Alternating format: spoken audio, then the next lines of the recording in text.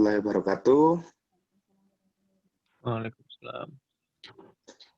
Perkenalkan, kami dari kelompok 1 ingin mempresentasikan hasil diskusi kami pada minggu kedua ini.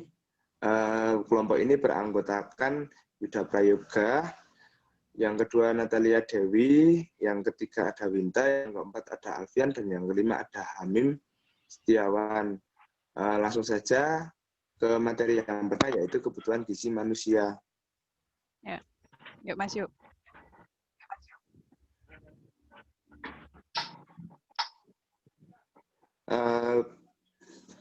Kebutuhan gizi manusia itu yang paling utama terdiri dari 3 bahan, antara lain protein, lemak, dan karbohidrat.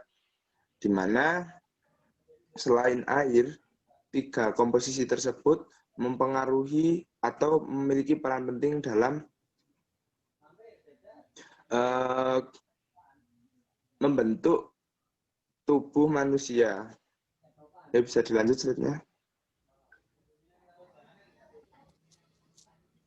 Yang pertama protein. Protein merupakan kumpulan struktur utama seluruh sel tubuh dan berfungsi sebagai enzim, hormon, dan molekul penting lainnya. Protein berguna atau berfungsi sebagai pertumbuhan dan pemeliharaan jaringan pembentuk senyawa tubuh yang esensial. Regulasi pertimbangan air, mempertahankan netralitas tubuh. Yang kelima, membentuk antibodi transfer zat gizi atau nutrien. Selanjutnya, protein dikenal sebagai zat gizi yang unik sebab menyediakan asam-asam amino esensial untuk membangun sel-sel tubuh maupun sumber energi. Karena untuk membangun tubuh, protein tersebut disebut zat pembangun. Nah, protein ini merupakan pembentuk otot-otot pada bagian tubuh. Bisa dilanjut ya, Mbak. Info lebih tentang protein yaitu 1, berdasarkan recommended allowance atau RDA, jumlah protein yang dibutuhkan manusia per hari untuk diet sehat adalah 0,8 gram di setiap kilo berat badanmu. Jumlah kalori yang terkandung dalam 1 gram protein sebanyak 4 kalori. Protein terbentuk dari asam-asam amino, dan bila asam amino tersebut tidak berada dalam keseimbangan yang tepat, kemampuan tubuh untuk menggunakan protein akan terpengaruhi. Kekurangan protein mempengaruhi seluruh organ dan terutama selama tumbuh kembang, sehingga asupan protein kualitas tinggi yang menandai untuk kesehatan. Yang terakhir, asupan protein dapat diperoleh dari bahan makanan, khususnya bahan makanan yang berasal dari hewani, contohnya telur, ikan, daging, dan susu. Selain itu, protein juga bisa didapat dari bahan makanan atau bahan tumbuhan, yaitu bisa disebut bahan makanan nabati yang berasal dari tumbuh. Selanjutnya, bisa dilanjut slide-nya, Mbak. Yang kedua yaitu lemak. Lemak merupakan zat gizi makro yang mencakup asam lemak dan trigliserida. Yang selanjutnya, lemak adalah zat gizi yang dapat energi 9 kal per gram. Lemak penting untuk menjaga keseimbangan energi dan berat badan. Lemak menyediakan media untuk penyerapan vitamin-vitamin terlarut lemak, vitamin A, D, E, dan K. Jadi, vitamin yang dapat larut dalam lemak yaitu vitamin A, D, E, dan K.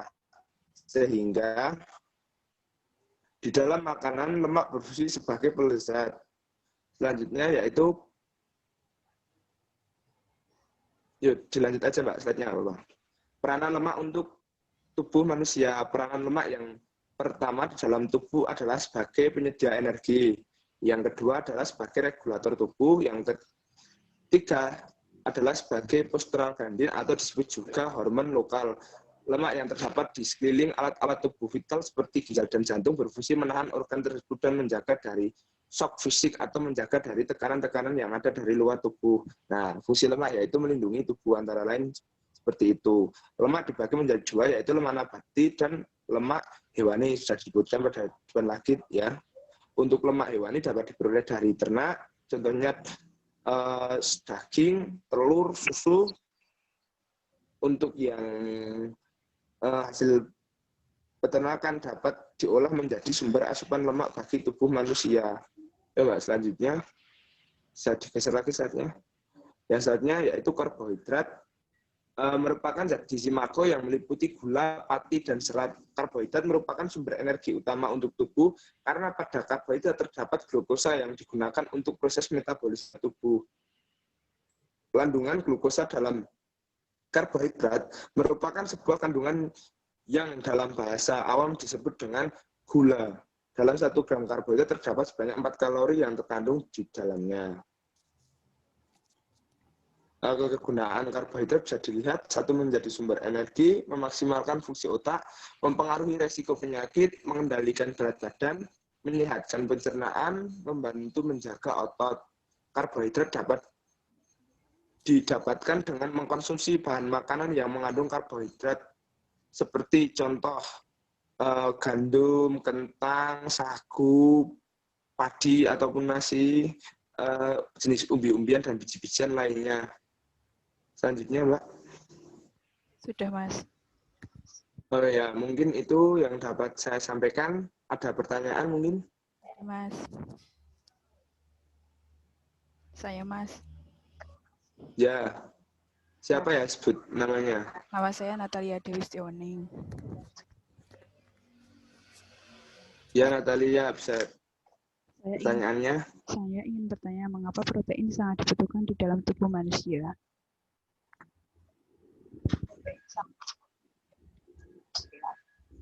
Ya, nah ada pertanyaan lagi mungkin sekalian dari teman-teman yang saya lain. Mas, izin bertanya nih, Alvin Nabian.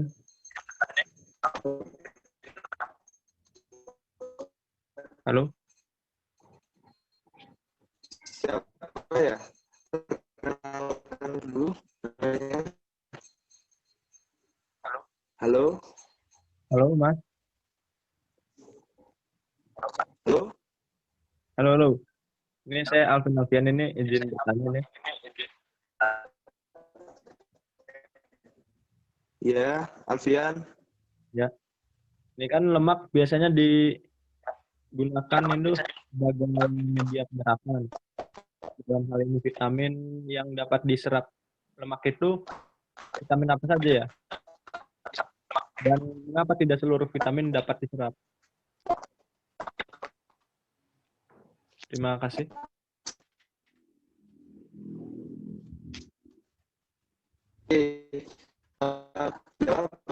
Yang pertama,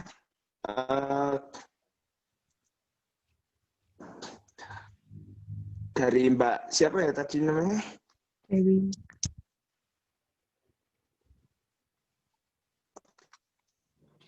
Mbak Natalia. Natalia Dewi. Ya, pertanyaan betul. Apakah merupakan utama bagian dari jaringan sel tubuh yang ada? Jadi tubuh kita itu 70% atau 60% itu terbentuk dari air. Nah, sedangkan sel kita, prototan kita itu dibentuk dari protein, sehingga protein itu membentuk prototan yang ada di bagian tubuh. Dan selanjutnya yang kedua itu pertanyaan dari Mas Alfian, lemak dapat menyerap vitamin, langsung ke jawabannya ya Mas. Lemak itu dapat menyerap vitamin A, D, E, K. Vitamin tersebut dapat diserap karena dapat larut di dalam lemak, sedangkan vitamin yang lain seperti vitamin B dan C itu merupakan vitamin yang larut dalam air, sehingga vitamin A, D, E, K ketika larut dalam lemak mereka akan melalui proses dan masuk ke dalam darah. Sebaliknya vitamin B dan C merupakan vitamin yang larut dalam air, sehingga vitamin tersebut langsung masuk ke dalam pembuluh darah sehingga dapat diedarkan ke seluruh bagian tubuh. Nah, mungkin seperti itu jawaban dari saya. Mungkin ada yang mau menanggapi ataupun menyanggah. Jika tidak ada, bisa dilanjut dengan presentasi dari pemateri yang lain. Ya. Terima kasih. Terima kasih, Mas. Sama-sama. Yang kedua dari saya, Natalia Dewi. Saya akan menyampaikan cara mendapatkan produk hasil produk ternak. Yang langsung saja teman-teman. Nah, kita itu bisa mendapatkan produk hasil ternak itu yang pertama dari mendapatkan produk dari peternakan langsung, yaitu peternak menjual hasil produk hasil ternaknya itu yang berupa daging, susu atau telur. Yang kedua itu melalui pedagang atau pengepul di pasar tradisional. Banyak yang menyediakan di pasar banyak yang menyediakan produk hasil ternak untuk dijual secara umum. Sistem pedagang ini adalah mengambil dari peternak langsung dan dijual kepada konsumen. Nah, sebagai contohnya kalau kita itu membeli ke pasar itu, contoh kita membeli telur atau daging itu kita menjadi konsumen tingkat 2. Yang ketiga adalah cara yang paling terakhir adalah dengan cara mendapatkan produk hasil ternak itu sendiri, yaitu dengan cara membuat ternak itu sendiri. Nah, saya membuka 2 pertanyaan, silakan jika ada pertanyaan. Saya mau bertanya deh. Ya, silakan. Ya, saya diminta. Jadi kan di zaman sekarang ini kan harga produk hasil ternak, terutama sapi potong, itu kan cenderung naik terus kan. Terus saya ingin bertanya, apakah penyebab dari kasus tersebut? Terima kasih. Ya, ada yang lain?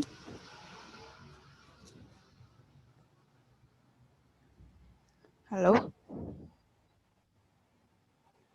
Halo. Ya. Halo. Ada yang lain? Mungkin sedikit saya tambahin ya, Mbak. Ya, boleh Mas. Kenapa harga hasil ternak di tempat kita itu kurang baik dibandingkan dengan yang ada di luar negeri? Apa karena pengaruh negara mungkin atau karena pengaruh konsumsi masyarakatnya? Mungkin seperti itu dulu, Mbak. Oh ya, saya jawab ya Mas. Nah, saya menjawab dari pertanyaan Winta. Kan di zaman sekarang ini, produk hasil ternak, terutama hasil ternak sapi potong, itu cenderung naik terus begitu ya kasusnya. Nah, untuk industri produk hasil ternak sapi potong itu sampai saat ini belum bisa diatasi oleh pihak pemerintah atau swasta sendiri. Hal ini dikarenakan tingkat impor daging sapi di negara kita sendiri, negara Indonesia, itu masih sangat tinggi dan itu sangat susah cara menurunkan angka impor daging sapi. Dan di luar kendali pemerintah, harga daging sapi ini menjadi monopoli oleh penguasa-penguasa pasar seperti penguasa penjualan daging sapi itu sendiri. Nah, monopoli yang dimaksud itu adalah menjual dengan harga tinggi tetapi dengan mendapatkan barang yang sedikit. Nah, untuk Mas Yuda itu kenapa sih kok di negara kita harganya itu masih naik turun atau enggak fluktuatif gitu ya, maksudnya karena di negara kita sendiri itu pemasokan hasil ternak sendiri itu tuh belum merata. Contohnya saja telur itu kita itu belum merata ke seluruh Indonesia. Jadi banyak sekali peternak-peternak di Indonesia itu yang belum bisa memeratakan hasilnya atau mendistribusikan hasil produk ternaknya itu ke seluruh Indonesia, terutama untuk daging sapi ya. Itu daging sapi itu kan belum maksudnya di seluruh Indonesia itu belum merata gitu jumlahnya ya. Bisa seperti itu Mas? Bisa diterima?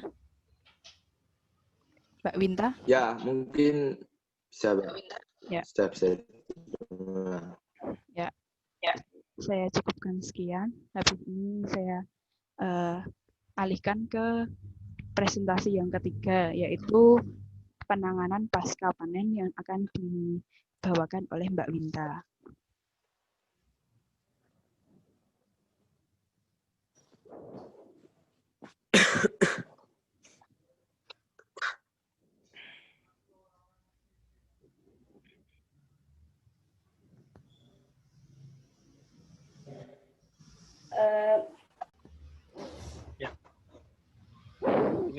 saya akan mempresentasikan.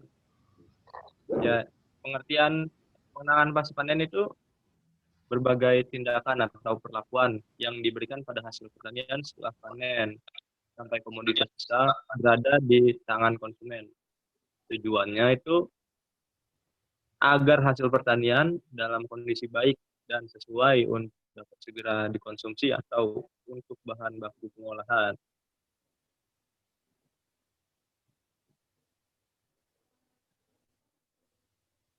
Bisa di next, Mbak. Ya, produk hasil ternak pasca panen itu ada daging, susu, dan telur ya.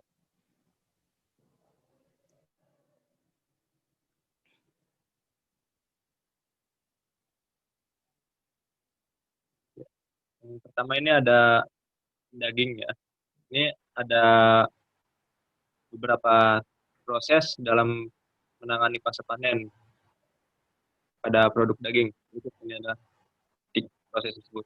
Ada penyimpanan daging, ada distribusi daging, ada pemasaran daging, dan pengolahan daging. Yang selanjutnya ada susu ya. Di sini ada beberapa tahap. Ini ada sanitasi dan higienis pemerahan, kebersihan lingkungan, ternak, dan operator pemerahan. Lalu ada proses pemerahan susu dan pengumpulan dan transportasi susu serta pengolahan susu. Yang selanjutnya ini ada telur. Di telur ini ada tahapan grading dan teknologi pengawetan dan penyimpanan telur ayam.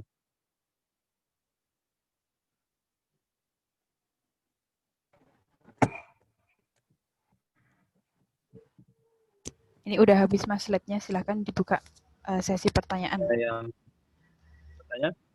Ya, saya Mas. Ya, Mbak Dewi. Nah, saya akan bertanya, apakah pasca panen itu akan mempengaruhi proses selanjutnya? Semisal itu kegiatan pasca panen itu tidak dilaksanakan, itu apakah akan mempengaruhi proses selanjutnya gitu? Ya, ada yang ingin bertanya lagi?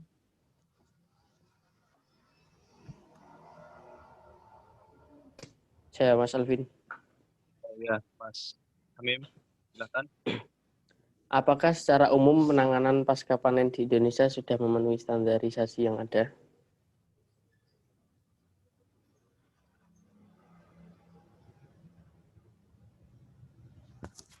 Ya, langsung dijawab aja Mas Alvin. Ya, pertanyaan dari Mbak Dewi ya ini. Iya. Panen ini mempengaruhi proses yang selanjutnya enggak ini ya?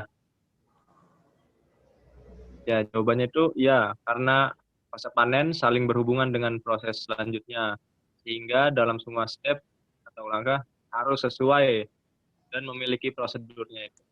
Nggak bisa sembarangan jadi. Udah paham, Mbak? Ya, terima kasih ya Mas. Ya, ini dari Mas Hamim ini ya. Penanganan pasca panen yang sudah memenuhi standarisasi. Untuk perusahaan di Indonesia ini dengan jumlah dan skala besar, mereka sudah memiliki standar operasional, prosedur. Sedangkan kemungkinan besar pada tempat yang melakukan penanganan pasca panen belum sesuai dengan standar yang ada. Ya, mungkin itu aja. Terima kasih Mas Alvin telah mempresentasikan materi tentang penanganan pasca panen pada produk hasil ternak. Yang terakhir itu saya akan mempresentasikan atau akan menggantikan Mbak Winta karena dia belum bisa sinyalnya itu ini ya susah gitu ya. Saya akan menyampaikan manfaat penanganan pasca panen. Udah muncul slide-nya?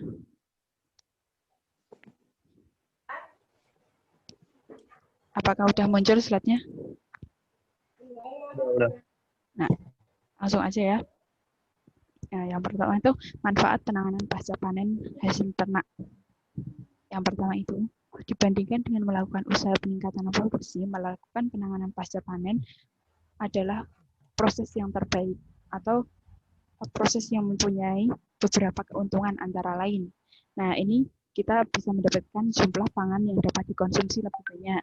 Yang kedua itu lebih murah melakukan penanganan pasca panen, misalnya dengan hati-hati dalam pengemasan, dibandingkan dengan meningkatkan produksi yang membutuhkan input tambahan, misalnya mohon maaf itu salah ya, bukan pestisida atau pupuk. Yang dimaksud itu adalah obat-obat seperti yang dibutuhkan oleh ternak.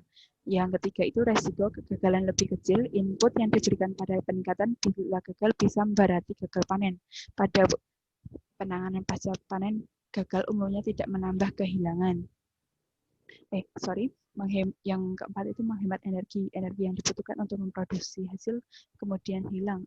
Itu yang hilang itu dapat Yang kelima itu waktu yang diperlukan lebih singkat untuk mengolah produk hasil peternakan. Yang kedua itu meningkatkan nutrisinya. Di dalam meningkatkan nutrisi ini kita bisa meningkatkan produk-produk yang ada dalam peternakan sendiri. Yang ketiga adalah mengurangi limbah. Untuk teman-teman, karena ini waktunya sudah mau selesai, saya tidak membuka pertanyaan karena ini hanya manfaat gitu loh.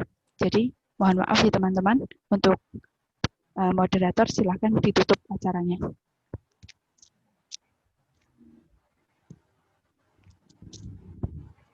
Moderator, Mas Yuda. Halo. Alvin? Ya. Alvin, mungkin kamu bisa menggantikan sebagai moderator untuk menutup acara ini.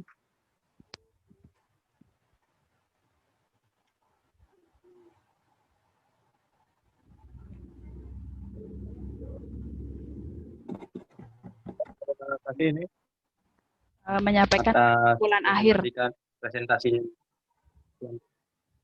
menyampaikan presentasi dari kelompok 1 ini.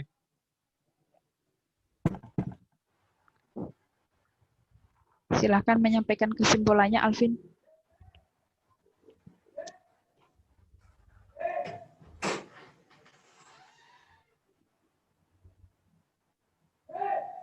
Halo? Ya, karena ini terkendala sinyal ya teman-teman, saya sebagai anggota di sini, Natalia Dewi Setiawaning, akan menutup acara diskusi pada siang ini. Nah, untuk slide yang terakhir itu memang tidak dibuka pertanyaan karena itu memang sudah menjadi bahan diskusi sebelumnya yang telah istilahnya itu dirembuk dalam grup, sehingga kita bisa memperoleh materi-materi yang dibutuhkan pada apa sih manfaat penanganan pasca panen. Nah, dari sini saya akan menyimpulkan penanganan pasca panen itu sangat penting dilakukan dalam peternakan. Kalau tidak dilakukan, itu bisa merugikan peternakan yang ada di sedang dilakukan. Ya, sudah saya gantikan, Mas. Nah, di sini kita bisa melakukan banyak hal yang terbaik untuk mendapatkan profit dari peternakan itu sendiri. Nah, pertemuan hari ini saya cukupkan. Terima kasih atas keluangan waktunya kalian untuk membuat tugas sama-sama ilmu pasca panen. Saya tutup. Wassalamualaikum warahmatullahi wabarakatuh. Waalaikumsalam warahmatullahi wabarakatuh.